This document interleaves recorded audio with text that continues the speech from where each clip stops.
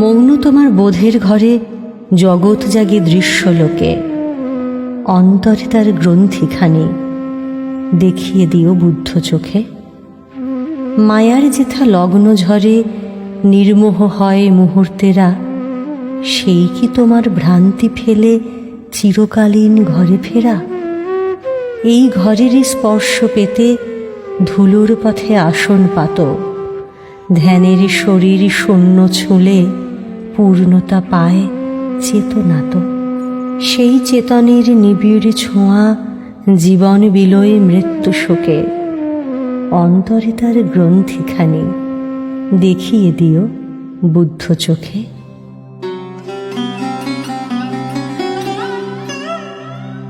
কি দেখেছ তুমি বুদ্ধ চোখ? কোন সে দৃষ্টি ছুঁয়ে গেল করুণায়? সৃষ্টির যত দলিত প্রান্ত, মথিত হৃদয় শোকে আর সন্তাপে, পথে আর পাথরে বিন্দু বিন্দু ধ্যান সঞ্জীবনী। প্রতিটা মৃত্যু পারে আলোকিত অমরতা, আলো যেন পূর্ণিমা প্রান্তর। কি দেখেছ তুমি বুদ্ধ চোখ?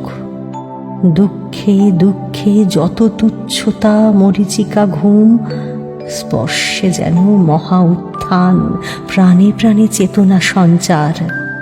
পাপ কোথা ওই দেখো প্রেম কণাধায়, পরম ক্ষমার বোধে চিরকারণিক গভীরের অন্তর্লোক।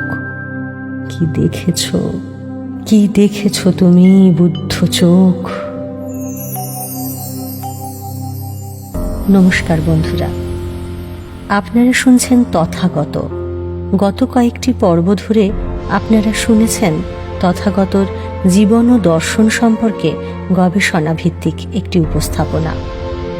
তথাগত শব্দের আভিধানিক অর্থ হল তথা, অর্থাৎ সেখান থেকে যিনি আগত। আর এই সেখান থেকে অর্থাৎ সেই শূন্য বোধ থেকে চিরসত্যের বোধ উপলব্ধি করে যিনি আগত। ধম্ম অর্থাৎ ধর্মই হল চিরসত্য। এই ধম্ম আর তথাগত আসলে এক, অভিন্ন। এ কথা তিনি বোধিলাভের পরে এক মুমূর্ষু মানুষের শয্যাপাশে স্বকণ্ঠে বলেও ছিলেন। কয়েক বছর আগে বিশ্ববরেণ্য পদার্থবিদ শ্রী মণিলাল ভৌমিকের সঙ্গে মহুয়ার কথোপকথনের সময় মহুয়া তাঁর কাছে জানতে চেয়েছিলেন সমকালীন মানুষের জীবনধারায় বহুল প্রচলিত শব্দ চাপ, যা ব্যস্ত জীবনযাপন থেকেই এসেছে, তা থেকে মুক্তিলাভ কঠিন কিনা। উত্তরে শ্রী ভৌমিক অবশ্য বলেছিলেন, কে বলে কঠিন? বুদ্ধকে জানো? বিস্মিত মহুয়া এর পরে এই সময়কার এই চাপের প্রসঙ্গে বুদ্ধদেবের প্রাসঙ্গিকতা জানতে চাইলে শ্রী ভৌমিক বলেন, বুদ্ধ তো কোনো ধর্ম নন, বরং উনি একজন ডাক্তার। যে মুহূর্তে তুমি নিজের আসল রোগটা ডায়াগনোসিস করতে পারবে, সেই মুহূর্তেই যেন তার ওষুধও তুমি পেয়ে গেছ। এই কথাটাই তো বুদ্ধের। তার খোঁজ সেই কারণের সন্ধানে। সমস্ত দুঃখের কারণ কি, এটা জানতেই তো পথে নেমেছিলেন সিদ্ধার্থ। আর যা পেলেন তাই তাকে বুদ্ধ তৈরি করে দিল। একটু ভেবে দেখলে বন্ধুরা, আপনারাও হয়তো একমত হয়ে স্বীকার করবেন যে সত্যি একমাত্র বুদ্ধই কোনোখানে কখনো কোনো আচার বিচারের কথা বলে যাননি। এমনকি বলে যাননি কোনো উপাসনার কথাও, এমনকি নেই কোনো ঈশ্বর প্রসঙ্গ। শুধুই আত্ম উন্নতির রাস্তা দেখিয়েছেন, আর তাও অত্যন্ত বৈজ্ঞানিকভাবে। কাজেই বুদ্ধ কোনো ধর্ম আনেননি, এনেছিলেন কিছু কর্মকে। তার সঠিক মর্ম আমরা যদি অনুধাবন করতে পারি, তাহলে আর কোনো সমস্যাই থাকবে না। এমনই এক রাস্তাই তো এই যুগে প্রয়োজন, যে পথে এগোলে বোঝা যাবে সত্যি কি করে ভালো থাকা যায়, কি করে মানসিক শান্তি পাওয়া যায়। এই প্রসঙ্গেই আপনাদের শোনাই আর এক কাহিনী। সে কাহিনী 1000 বছরের পুরনো ইতিহাস নয়, একেবারে এই সময়ের ঘটনা। এমন মনে হতেও পারে শুনতে শুনতে যে সেই ঘটনা বা তার চরিত্রের ছায়া আপনার দিব্যি চেনা। যার কথা এখন বলতে চলেছি তার জন্ম পাঞ্জাবে। পাঞ্জাবে যে ঘরে তিনি জন্মেছেন সে ঘরের বৃত্ত যথেষ্ট। বাবা চাকরি করতেন সেনাবাহিনীতে, ভালো পদেই। ছোট থেকে প্রাচুর্যের মধ্যেই জীবন কেটেছে তার। সেই সঙ্গে রয়েছে রূপ আর শিক্ষাও। আধুনিক পরিবারের ইংরেজিতে স্নাতক এই মেয়ে বেছে নিলেন তার পছন্দের পেশা মডেলিং। যেমন তেমন করে চলল না মোটেও। সেখানে তিনি সোজা পৌঁছে গেলেন সাফল্যের চূড়ায়। সালটা 1994। ভারত সুন্দরী প্রতিযোগিতার মঞ্চে তখন পাশাপাশি ঐশ্বর্যা রায়, সুস্মিতা সেন। সেই মঞ্চে তাঁদের পাশে তিনিও চূড়ান্ত বাছাই অবধি পৌঁছেও ছিলেন। সেরার শিরোপা না পেলেও গ্ল্যামারের পীঠস্থানের ডাক তিনি পেলেন এরপর একের পর এক। বলিউড ডাক ছিল ভীষণভাবে, আর তিনি তখন তৈরি হচ্ছিলেন কুয়ালালামপুরের মিস ট্যুরিজম ইন্টারন্যাশনালের জন্য। সেই প্রতিযোগিতাও সেই বছরই ছিল, 1994 সালে। তার দৌড় শেষ হল দ্বিতীয় স্থানে। তার ঠিক 2 বছরের মাথায় বলিউডে প্রথম পা রাখা একেবারে সে সময়ের সেরা নায়ক অক্ষয় কুমারের সঙ্গে। পাশে রেখা। ছবির নাম খিলাড়িयों का खिलाड़ी। তবে রামগোপাল ভার্মার ছবি ভূতের হাত ধরেই তিনি পেরিয়ে গেলেন বেশ কয়েক ধাপ। সাফল্য তাকে অনুসরণ করে চলল। কিন্তু এরপর তিনি আরব পাড়কে আর বিশেষ কদরই করলেন না। সোজা তাকালেন আন্তর্জাতিক নানান প্রজেক্টের দিকে। ততদিনে খুলে ফেলেছেন নিজের প্রোডাকশন হাউস, জাঁকিয়ে শুরু করেছেন ব্যবসা, সুযোগ দিচ্ছেন আনকোরা প্রতিভাদের। সেই হাউসের দুটো ছবি সোচলো আর সুরখাব। দুটি ছবি আন্তর্জাতিক দুনিয়ায় খুবই সমাদৃত।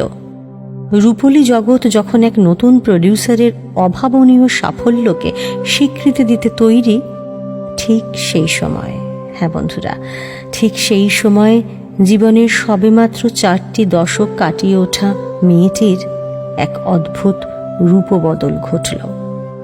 বরখা মদন থেকে গিয়ালতেন সামতেন।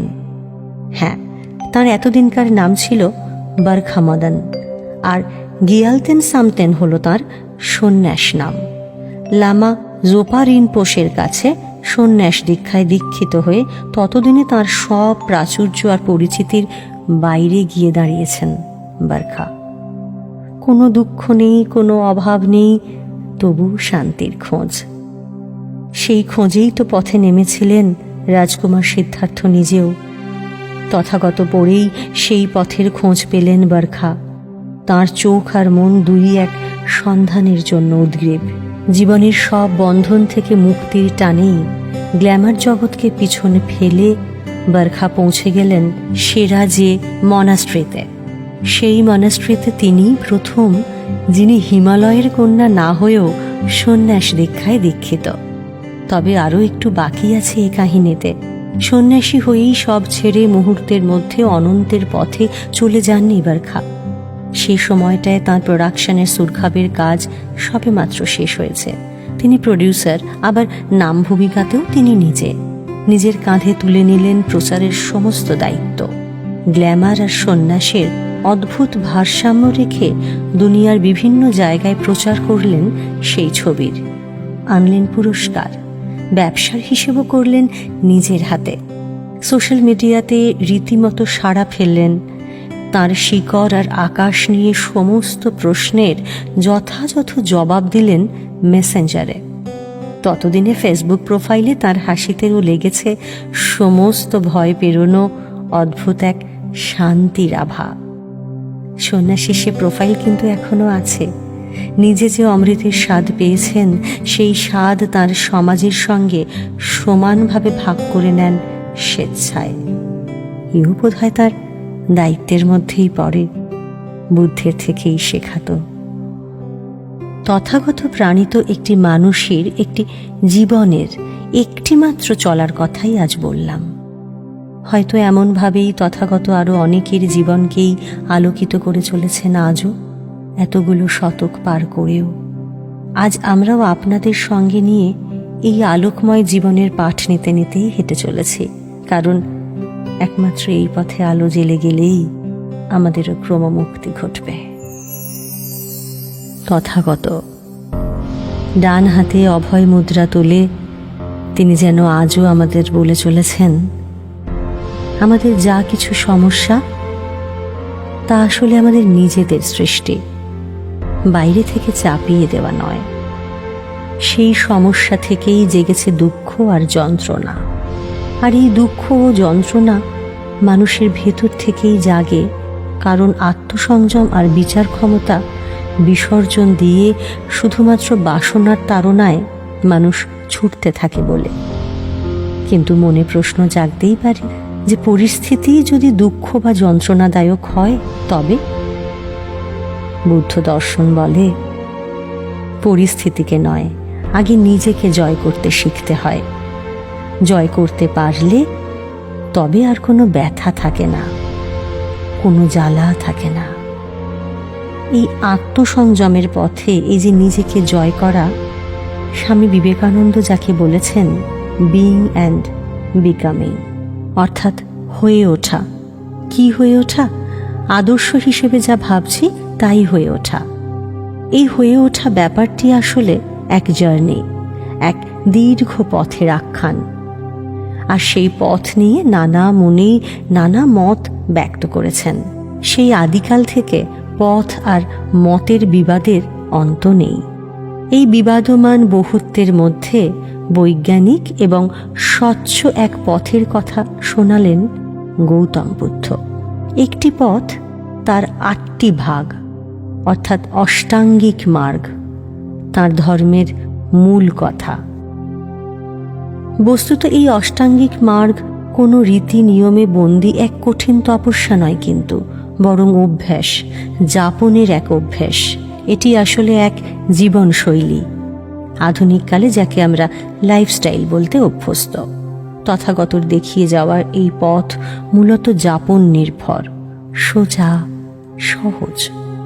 এই জীবনশৈলীর বার্তাবাহী তথাগতর মত যতটা না নতুন ধর্ম, তার চেয়ে বরং নতুন দর্শন বলাই সঙ্গত। এখন সহজ কথায় দেখা যাক এই অষ্টাঙ্গিক মার্গ বিষয়টি কি।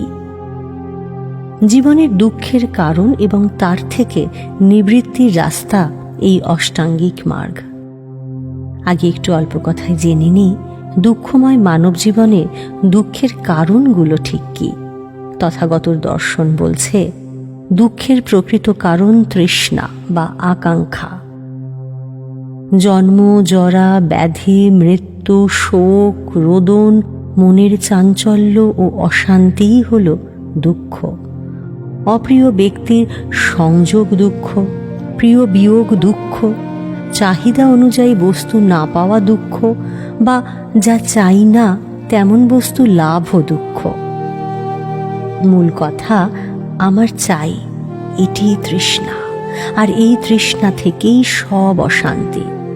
তৃষ্ণার বিনাশেই শান্তি পাওয়া একমাত্র সম্ভব। এজন্য দুঃখের মূল কারণটিকে নিরোধ করতে হবে। তারই উপায় আর্য অষ্টাঙ্গিক মার্গ, অর্থাৎ শ্রেষ্ঠ 8টি পথ।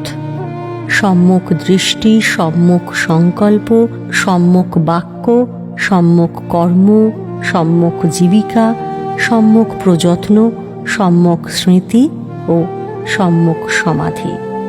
এই 8টি মার্গকে আবার 3টি ভাগে ভাগ করা হয়েছে: সম্যক প্রজ্ঞা, সম্যক শীল ও সম্যক সমাধি। প্রথমটির অধীনে রয়েছে সম্যক দৃষ্টি এবং সম্যক সংকল্প। সম্যক শীলের অধীনে রয়েছে সম্যক বাক্য, সম্যক কর্ম এবং সম্যক জীবিকা। আর সম্যক সমাধির অধীনে রয়েছে সম্যক প্রযত্ন, সম্যক স্মৃতি এবং সম্যক সমাধি। এবার এই 3টি ভাগ একটু বিশদে দেখা যাক। সম্যক প্রজ্ঞা 2 ধরনের: সম্যক দৃষ্টি ও সম্যক সংকল্প। অর্থাৎ ভালো মন্দ কাজের সঠিক জ্ঞানই হল সম্যক দৃষ্টি। দুঃখ, দুঃখের কারণ, দুঃখ নিরোধ ও দুঃখ নিরোধগামী মার্গ বা পথের জ্ঞান হল সম্যক দৃষ্টি। সম্যক দৃষ্টির উদ্দেশ্য হল ভুল ভ্রান্তি এবং মতি বিভ্রম দূর করা। বাস্তবতা সম্পর্কে সঠিক জ্ঞান অর্জনের উপায়। সম্যক সংকল্প হল রাগ, হিংসা, প্রতিহিংসা বিহীন সংকল্প। এরপর আসি সম্যক শীলের কথায়। সম্যক শীল 3 ধরনের: সম্যক বাক্য, সম্যক কর্ম আর সম্যক জীবিকা। সম্যক বাক্য বলতে বোঝায় মিথ্যা, কটু কথা বা বৃথা বাক্যালাপ থেকে বিরত হয়ে সত্য, প্রিয়, মধুর ও অর্থপূর্ণ বাক্য বলা। আর সম্যক কর্ম বলতে বোঝায় অহিংসা, চুরি না করা, ব্যভিচার বা অসৎ কর্ম থেকে বিরত থাকা। আর সম্যক জীবিকা বলতে বোঝায় মিথ্যা জীবিকা ত্যাগ করে সৎ জীবিকা দ্বারা জীবন যাপন করা। অস্ত্র ব্যবসা, প্রাণী ব্যবসা, মাংস বিক্রয় এবং মদ ও বিষের বাণিজ্যকে মিথ্যা জীবিকা বলে উল্লেখ করেছেন স্বয়ং গৌতম বুদ্ধ। এর পরের ভাগটি হল সম্যক সমাধি। এটি 3 প্রকার: সম্যক প্রযত্ন, সম্যক স্মৃতি ও সম্যক সমাধি। সম্যক প্রযত্ন হল কুচিন্তা ত্যাগ করে সুচিন্তা উৎপাদন, সুচিন্তার যত্ন ও তার বৃদ্ধির চেষ্টা।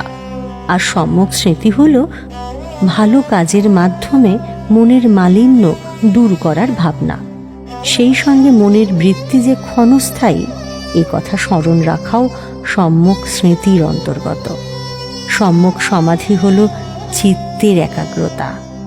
সমাধি এর দ্বারা মনের চাঞ্চল্য দূর করা সম্ভব।